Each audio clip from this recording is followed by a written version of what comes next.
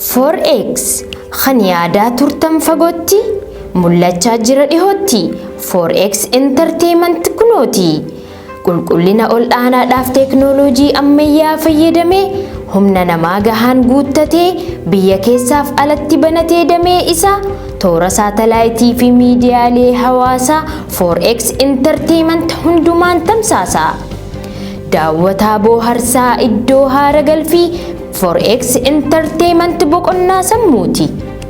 4X Entertainment qophiilee bashannansiisoo fi barsiisoo kanneen akka aadaa fi seenaa, filmiiwwan biyyootan alaa afaan Oromootiin, seetkoomii, dhimma fayyaa, ispoortii, diinagdee fi hawaasummaa roga hundaan 4X Entertainment.